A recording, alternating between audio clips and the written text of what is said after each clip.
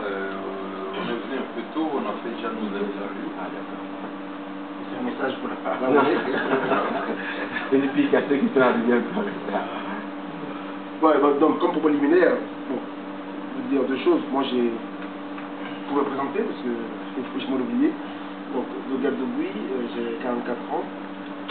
Je suis français et ivoirien. Je suis né en Côte d'Ivoire. Je suis entrepreneur, consultant en communication et management aujourd'hui. Et puis, je suis l'animateur et l'initiateur de Africa Agora. C'est un club d'entrepreneurs et de cadres des diasporas africaines et caribéennes, pour l'intégration par l'économie. C'est notre projet essentiel.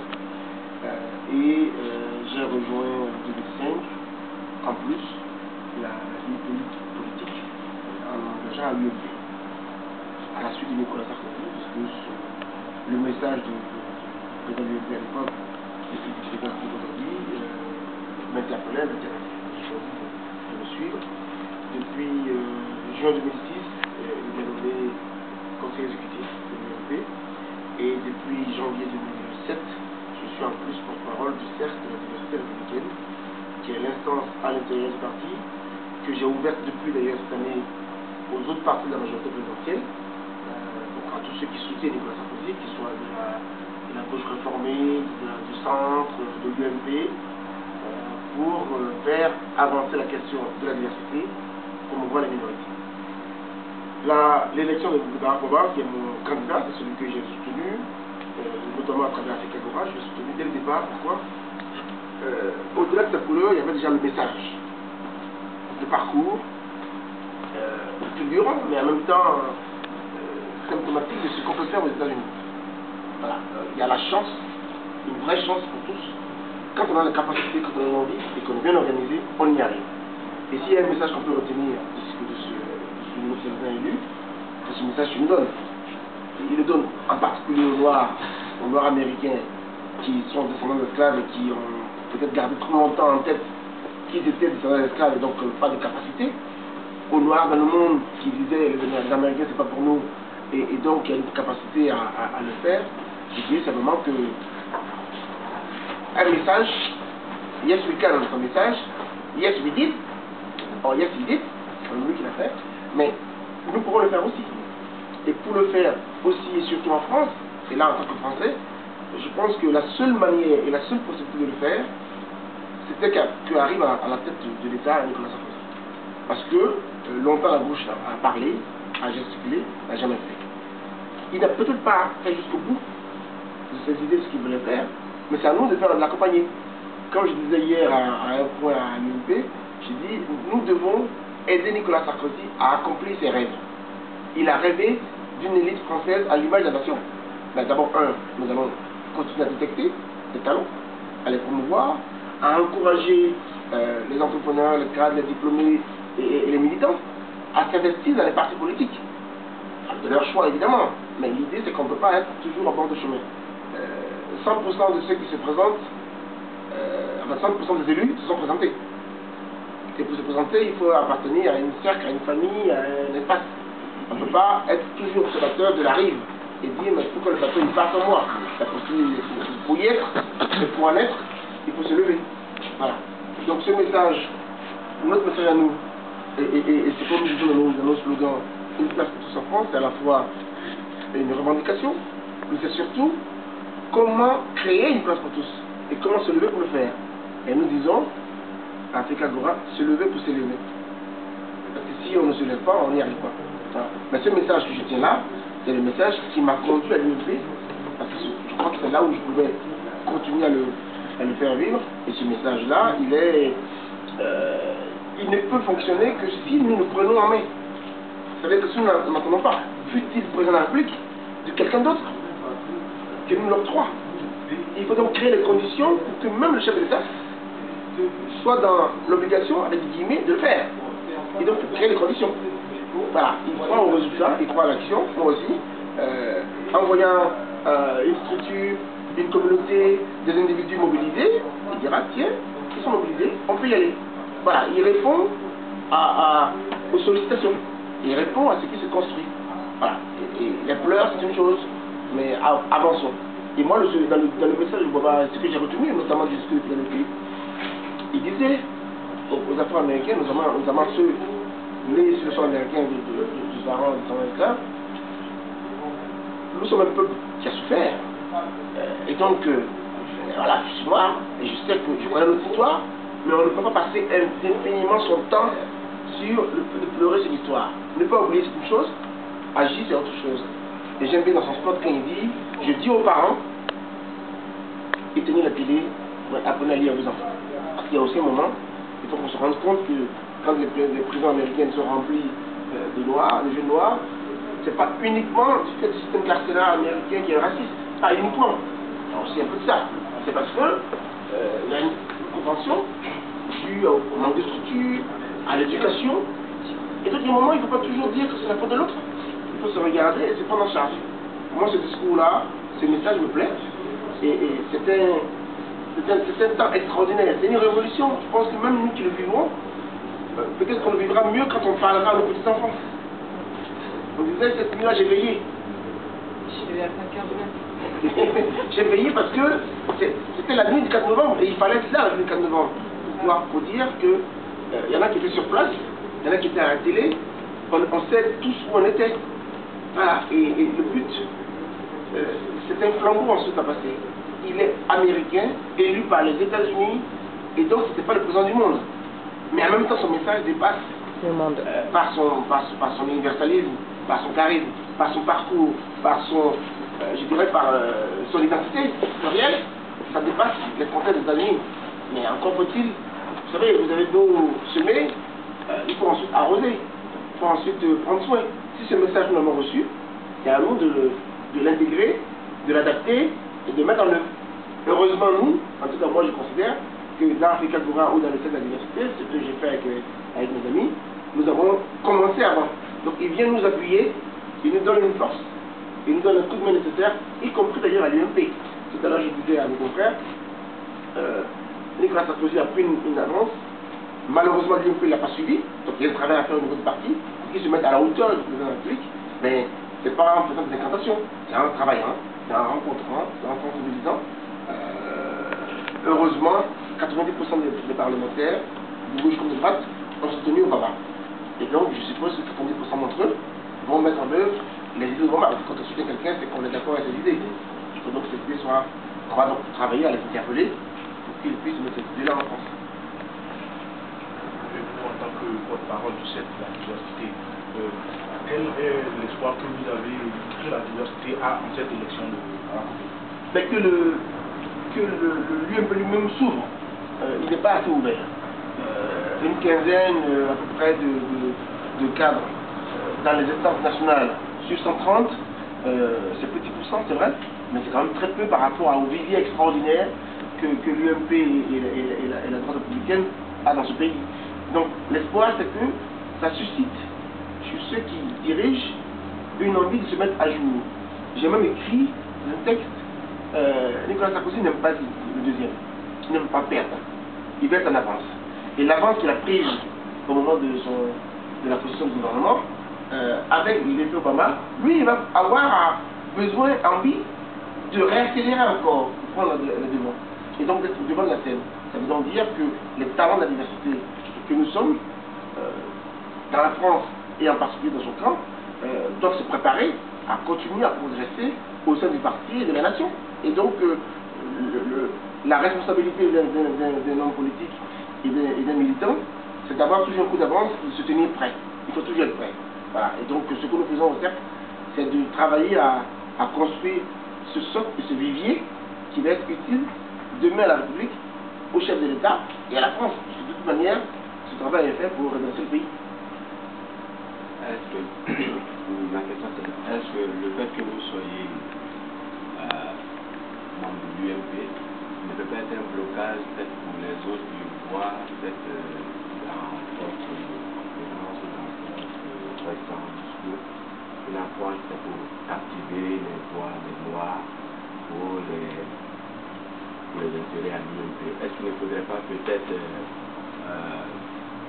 être sans parti pris et faire un discours de rassemblement, dire peut-être aux Noirs en général, qu'on ne va pas vous donner peut-être des postes parce que vous êtes des Noirs, mais parce que vous pouvez les mériter, mais par votre travail, mais par vos diplômes que vous allez avoir. Il faut donc travailler pour pouvoir arriver. Parce qu'on dit Barack Obama, on ne l'a pas enlevé dans le ghetto en train de tirer, et puis, bon, on ne l'a pas pris en train de vendre la drogue, donc toi tu vas nous réclamer. Quelqu'un qui allait à l'école, il a fait des études, il mérite. Donc, est-ce que ce n'est pas bien pour vous d'avoir autour de votre structure, comment est-ce que vous appelez Africa Agora, peut-être le tour de la France, dire aux Noirs peut-être de se réveiller, pas avoir forcément l'étiquette UMP. C'est chaque fois que vous allez mettre UMP derrière, Sarkozy derrière, on verra à travers vos propos des paroles politiques. Or ça ne peut pas intéresser aujourd'hui les gens. Aujourd'hui, ce que les gens ils recherchent le plus, c'est sans parti pris, mais quelque chose qui va pouvoir les attirer. Barack Obama, pour pouvoir arriver là, il n'a pas dit une seule fois qu'il était noir. C'est pour cela que ça a attiré les blancs. C'est pour ça aussi que je pense que vous qui êtes déjà à l'UMP, si vous pouvez mettre de côté votre étiquette et dire, moi, je suis de l'Afrique, je ne suis pas né ici, je viens de la Côte d'Ivoire, mais je suis venu ici, j'ai intégré un parti. Mais aujourd'hui, si je vous parle pas en tant que UMP, je vous parle parce qu'il y a une possibilité, il y a une garantie autour de vous aujourd'hui, il y a une possibilité de vous en sortir. Moi, c'est ça ma préoccupation. Est-ce qu'il y a possibilité de faire ce pas-là? Je le reçois tout de suite, et c'est pas la possibilité, c'est ce que je fais.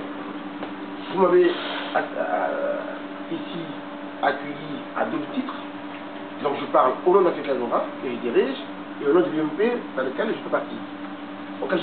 Donc, quand je fais le Tour de France, et depuis 2002, je fais un Tour de France chaque année.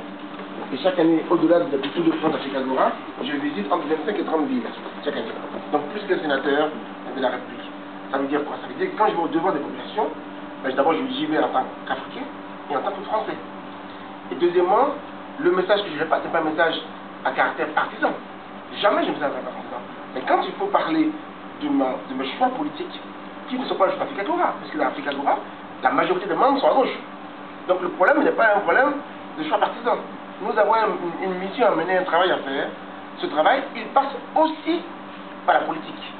J'ai attendu 2005 pour intégrer un parti. Parce que je me suis rendu compte qu'on ne pouvait pas le faire en dehors des partis. Et puis créer un parti, ce n'était pas la bonne idée à mon avis. Donc, j'ai choisi le camp et un bonhomme, surtout d'ailleurs un bonhomme, Nicolas Sarkozy, sur ce qui se rapprochait plus de mes convictions.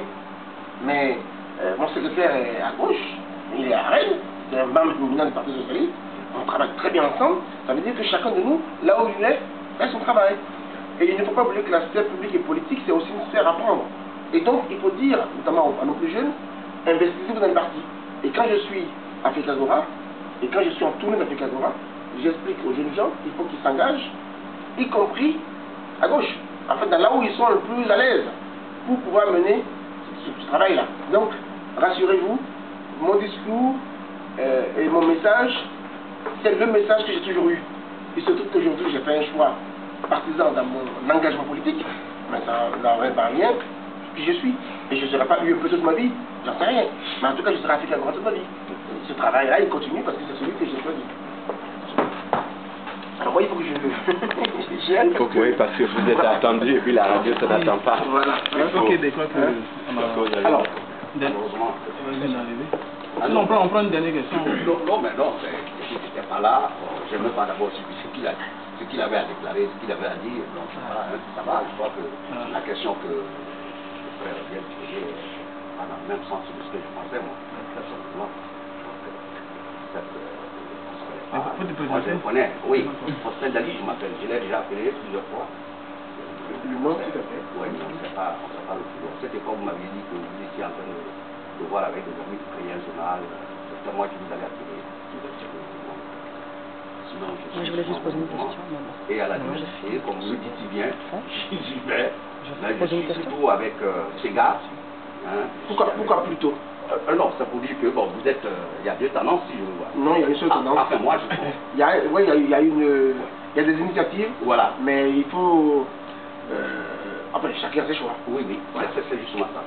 Bon, en fait, moi, je suis allé et je ne savais pas que de l'autre côté, vous y étiez. Et c'est comme ça, c'est après que j'ai appris que vous aviez fait tout ça. Donc, sinon, je crois qu'on peut faire une chose. Je suis très content. Je voulais poser une question d'abord.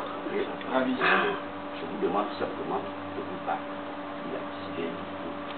Ce qui a permis l'élection d'Obama, c'est effectivement ce complexe-là.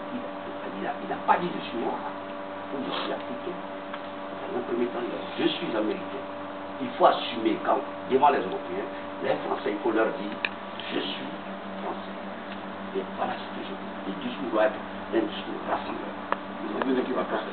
Ce n'est pas changé. Ouais. Donc voilà. Bon, mais Moi, je voulais poser une je suis question. journaliste congolais. Hello. Bon, j'ai témoin en tant que citoyen africain. Bon, j'ai toujours dans les milieux que je fréquente en Afrique et ici, le travail de conviction que Douga a fait depuis, même avant qu'il monte Africa Gora, même avant qu'il adhère dans l'UMP, a toujours eu des retombées positives. Et c'est pourquoi j'ai sollicité non, cette rencontre, c'est l'Union des journalistes ivoiriens qui a organisé ça. C'est pourquoi j'ai sollicité, parce qu'il y a des délégations de députés de certains pays qui ont toujours voulu le rencontrer. Bon, il m'a donné le contact. La dernière. Oui, la dernière. Moi, ce que je voulais suggérer, c'est qu'avec l'élection de Barack Obama, je pense qu'on devrait plutôt enlever maintenant ce terme péjoratif qui est la minorité visible. Je me présente Mireille Saki. La minorité visible, et qu'on emploie plutôt le terme de la majorité visible, parce que là, au jour d'aujourd'hui, déjà les Noirs, et moi sur la Terre, moi je pense qu'on est déjà majoritaire. Donc le terme le terme minorité visible, ça m'a toujours gêné. Donc moi je pense qu'on va essayer de transformer ce mot, parce que ça nous colle à la peau, alors que je sais qu'on n'est pas minoritaire. Donc, et en plus maintenant on est beaucoup plus visible qu'avant. Donc je souhaiterais que vous remontiez ça aux instances. Alors, ce ne sont pas les instances qui décident, c'est nous-mêmes qui nous organisons. Mais qui est-ce qu'il y a? Non, mais je veux dire le terme, le mot. Il vient du Canada. Il vient du Canada. Donc je pense que la minorité visible, ça s'adresse pas à nous. Les journalistes que nous sommes, à la télé, à la radio, dans la presse écrite ou bien sur Internet, parlent avec des mots. Donc c'est à nous d'utiliser cette terminologie-là, de médiatiser ça. C'est comme moi dans mes interviews. La majorité visible, je voudrais dire. Voilà. Madame, monsieur, je vais... Vous voulez dire un mot? Parce que je voulais juste ajouter un mot. Moi, c'est plutôt un soutien que je demande, au-delà des égos que les uns et les autres ne pourront avoir. Pour une fois, le thème icône n'est pas, enfin, je pense à la hauteur de ce que je vais dire. Pour une fois que nous avons une espèce d'icône parmi nous, je pense que le soutien effectif de tous, que ce soit dans les médias, ce que vous représentez, mais aussi au sein de la société civile, au sein de cette majorité visible que nous représentons également, il faudra que nous soutenions notre frère dans toutes les instances où nous pouvons être, pour qu'il avance. Les autres le font si bien dans leur communauté, en tant qu'Africains. Je ne pense pas pourquoi nous allons nous arrêter à si bon chemin. Donc c'était juste... Je rebondis là-dessus très rapidement, vous parlez de soutien. Moi j'ai toujours prôné, et Doga dit le fait, il y a les belles phrases, moi je suis un homme d'action, enfin j'aime bien agir. Il y a les gens qui parlent et qui parlent beaucoup, et j'en vois très peu agir. Donc je rebondis sur ce que vous venez de dire. Une réunion d'ailleurs que nous avions eue il n'y a pas si longtemps, j'ai émis la possibilité, l'idée de créer une structure qui puisse récolter des fonds, structure à définir naturellement de manière collégiale, qui puisse récolter des fonds, qu'on ait une réelle force économique, qui puisse nous permettre d'avoir un bureau, une secrétaire, une ligne de téléphone, un site internet. Donc, est-ce que vous iriez dans cette direction? Parce que vous êtes quand même des médias, c'est vous qui pouvez faire passer ce message.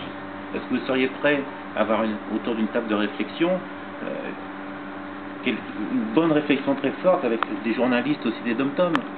Je suis la seule personne représentée ici au niveau des dom-toms. Je veux dire, quand on voit, excusez-moi le terme, un noir dans la rue, à 10 mètres, on ne sait pas, j'avais dit, je crois que c'était sénégalais, on ne sait pas si je suis guyanais, antillais ou africain, c'est pas le propos. Donc, à la base, on est tous dans le même panier, malheureusement. Donc, essayons de nous en sortir tous. Donc, vous, médias, vous seriez prêts à faire passer ce message en disant, on veut créer une force économique. Qui est prêt à créer cette force économique? quelle que soit la hauteur de l'implication, de 1 euro à 10 000 euros, à 100 000 euros, je ne sais pas. Obama, il a gagné grâce à ça aussi, il ne faut pas l'oublier. Donc les paroles sont bien. On va tous se quitter ici, après avoir mangé à 14 heures, parce que vous vous souviendrez de ce qui s'est passé ce matin, et de ces belles paroles. J'en ai vu des tas de réunions comme ça. J'en ai vu des réunions où effectivement tout le monde s'exprime, il y a des choses magnifiques qui sont dites, mais qui ne sont pas suivies des faits. Je le laisse partir. Merci à vous.